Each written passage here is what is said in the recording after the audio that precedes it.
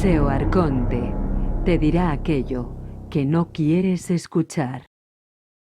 Saludos y gracias por estar de nuevo en un vídeo más de SEO Arconte.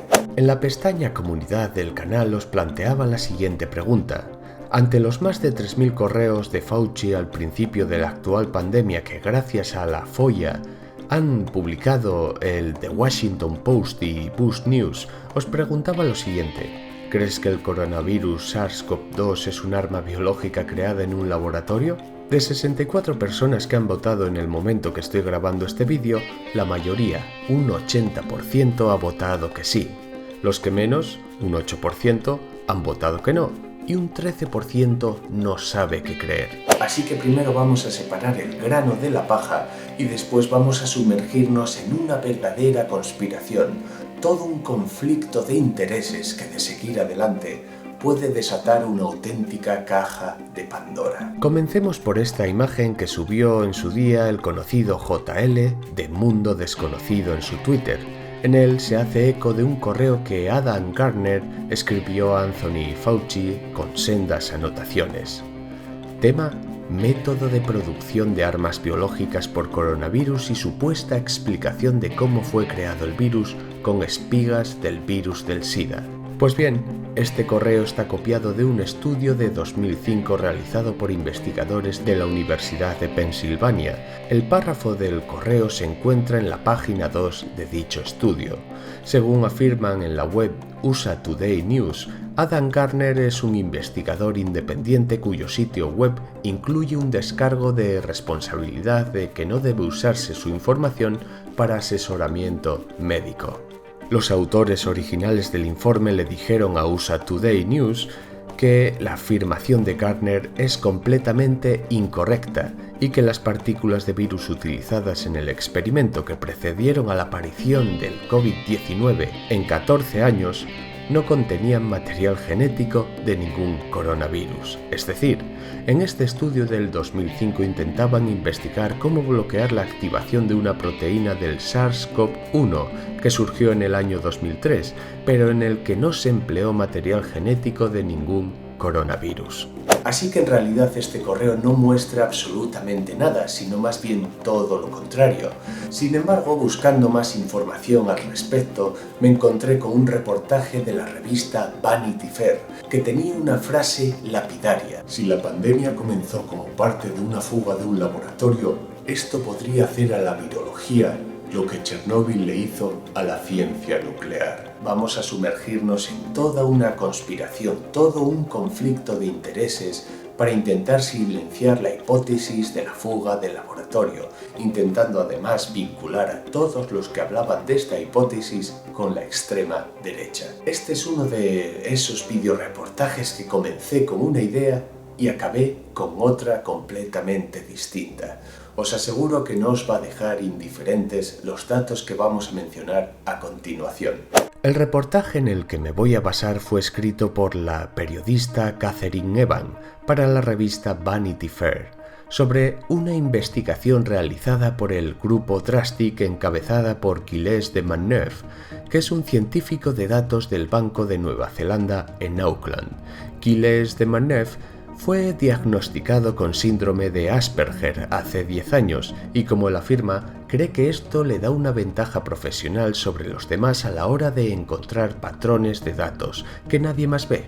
Así que comencemos. El 19 de febrero del año 2020, la prestigiosa revista The Lancet, que es una de las revistas médicas más prestigiosas del mundo, publicó con el respaldo de 27 científicos una declaración en la que rechazaba tajantemente la hipótesis de la fuga del laboratorio, terminando con el debate de los orígenes del SARS-CoV-2 antes de que comenzara. Pero, ¿cómo podría cerrarse esta puerta tan pronto con el historial de fugas de virus de laboratorio que ha habido en la historia reciente? En este artículo que estáis viendo en pantalla, publicado en Medium, Gilles de Manneuf repasa todos los escapes de SARS en laboratorios que ha habido, como los de Singapur, un laboratorio de seguridad BSL-3, el escape del laboratorio militar en Taiwán, de seguridad BSL-4 y un tercer escape en un laboratorio de seguridad BSL-3 en Beijing. dejando claro que los laboratorios que manejaban el SARS no son tan seguros como se venden y China da la información al respecto que le interesa.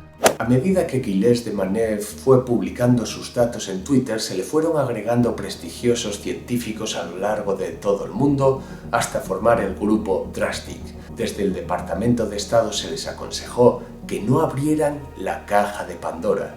¿A qué se estarían refiriendo con todo esto? Solo hay 3 laboratorios en el mundo que realicen ensayos de ganancia de función de coronavirus. Uno está en Galveston, Texas, otro en Chapel Hill, Carolina del Norte, y el tercero es el Instituto de Virología de Wuhan. En los ensayos de ganancia de función en los virus, se intenta modificar sus características funcionales para hacer experimentos con mutaciones más agresivas de cara a anticiparse a posibles pandemias. En este artículo de la BBC, publicado en el año 2016, se advertía de todo lo contrario, de que estos ensayos eran muy peligrosos porque un escape podría provocar en efecto una pandemia. Luego tenemos a Anthony Ruggiero, director senior de contraproliferación y biodefensa del NSC. Descubrió que el Instituto de Investigación Médica del Ejército chino diseñaron genéticamente ratones con pulmones humanizados en algún momento del verano del año 2019. Al hacerse la pregunta de si habían estado empleando estos ratones para infectarlos con virus que podían ser potencialmente peligrosos para los humanos, en cuanto empezaron a compartir esa información con otras agencias, fueron fulminantemente despedidos. Había otra coincidencia extraña en el SARS-CoV-2, que se publicó en mayo del 2020, entre otros por Alina Chan, una joven bióloga molecular y becaria postdoctoral del Instituto Broad del MIT y de la Universidad de Harvard. Descubrieron que las primeras fases del SARS-CoV-2 tenía poca evidencia de mutación, al contrario que ocurrió con el brote del SARS-1 en 2002. Parecía que este nuevo virus estaba preadaptado a los humanos, según dice el estudio. Pero retrocedamos en el tiempo. En el año 2012, 6 mineros de las montañas del condado de Montjiang, en la provincia de Yunnan, recolectaron guano de murciélago. Después de varias semanas, los mineros cayeron gravemente enfermos hasta el punto de ser hospitalizados con tos, fiebre y dificultad para respirar. Tras unos meses, 3 de los 6 miembros estaban muertos. Zhong Nanshan, un epidemiólogo que tuvo un papel fundamental en el brote de SARS y lideraría la Comisión Nacional de Salud China frente a la COVID-19, recomendó en su día el cultivo de la garganta y la prueba de anticuerpos a los mineros infectados. Se concluyó que el murciélago de herradura fue el causante de la enfermedad. Se enviaron muestras de sangre al laboratorio de Wuhan y se descubrió que eran positivas para anticuerpos del SARS. Tras investigaciones en años posteriores, Shi Zhengli, la conocida como la mujer murciélago que junto a su equipo recogió muestras en las minas, concluyó que había cepas de virus de murciélago que podrían infectar a los seres humanos directamente, es decir, sin saltar a un huésped intermedio. Los murciélagos estaban llenos de múltiples coronavirus, pero solo había uno cuyo genoma se parecía mucho al SARS. Los investigadores lo llamaron RAP-TCOV 4991. El 13 de febrero de 2020, Shi Zhengli concluyó que el SARS-CoV-2 tenía un 80% de código genético similar al del SARS, pero un 96,2% de un coronavirus llamado RAT-G13, que se detectó en la provincia de Yunnan. En el equipo de Drastic se dieron cuenta de que este último virus era idéntico al que enfermó a los mineros que recogieron guano en 2012, el virus RAP-TCOV 4991. Shi Zhengli afirmó en el mes de julio del 2020 que le habían cambiado curiosamente el nombre al virus para tener una mayor claridad. Lo más sorprendente es que Alina Chan, que la mencionamos anteriormente, descubrió que de 630 coronavirus distintos que se habían estudiado entre los años 2010 y 2015, Había 8 virus más procedentes de la mina de Monjian. Estaban relacionados con el virus llamado RAT-G13 y habían sido ocultados. El 13 de enero de 2020, el Dr. Robert Renfield, director de los Centros para el Control y la Prevención de Enfermedades de Estados Unidos, recibió una llamada telefónica de su homólogo el Dr. George Fun Yao, director del Centro Chino para el Control y la Prevención de Enfermedades. Gao describió la aparición de una nueva y misteriosa neumonía vinculada al mercado de Wuhan. Renfield, al ver el desglose de los primeros casos, vio que no tenía relación con el mercado y enseguida pensó en el laboratorio de Wuhan para hacer pruebas de anticuerpos a sus trabajadores y así determinar en una semana si el origen del virus había estado ahí. No volvió a recibir respuesta de los funcionarios chinos, pero como vemos en el pie de imagen, llegó a recibir hasta amenazas de muerte de otros científicos. Entra a escena Peter Daszak, presidente de Kochel Alliance, una organización sin fines de lucro con sede en la ciudad de Nueva York, cuyo objetivo es el de prevenir el brote de enfermedades emergentes. Esta organización recibía subvenciones federales de, entre otros, el Departamento de Defensa de Estados Unidos, y según recoge el currículum de Xi-Zheng Li, varios de esos millones fueron a parar al Instituto de Virología de Wuhan, hasta que la información cayó en manos de la administración Trump, cerrando el grifo y provocando la protesta de hasta 81 premios Nobel de la ciencia. Peter Daszak no solo había firmado, sino también organizado la influyente declaración de The Lancet, que descartaba por completo la posible fuga u origen del SARS-CoV-2 en un laboratorio. Además, tenía la intención de ocultar su papel en esta declaración para que su organización no se viera vinculada y crear la impresión de unanimidad científica de manera independiente. Pero aquí está el dato más escalofriante. El 14 de enero de 2021, Daszak y otros 12 expertos internacionales llegaron a Wuhan para unirse a 17 expertos chinos y un séquito de cuidadores del gobierno chino.